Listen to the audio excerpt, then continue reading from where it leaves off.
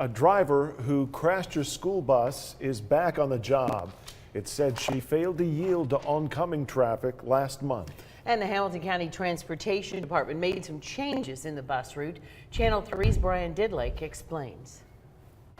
Elizabeth Marshall was a bus driver who crashed here on Boy Scout Road in Hampton Woods Circle on January 23rd.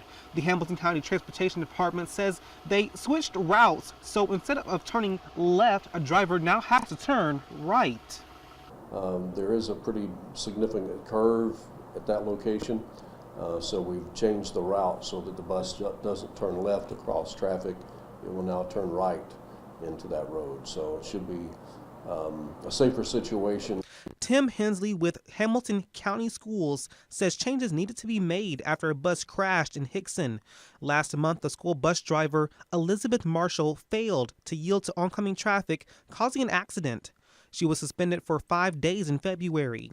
The suspension letter stated that Marshall had 2 separate incidents in which she was a contributing factor in an accident. David Eves, the manager of the Transportation Department, says this incident doesn't reflect on the rest of his drivers. Our #1 priority is safety, and we're going to look at bus stops and driver training, and I feel very confident, and our drivers take safety among priority. Eves says the department handles 10 to 15 complaints a month. He says drivers will go through intensive training this summer to improve performance.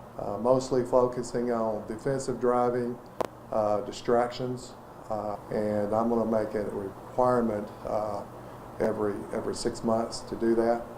We reached out to Elizabeth Marshall but have not heard back. Eves says another problem he wants addressed is people passing stop school buses. He says the department is working with law enforcement to address the problem. Reporting in Hickson, Brian Didlake, Channel 3, Eyewitness News.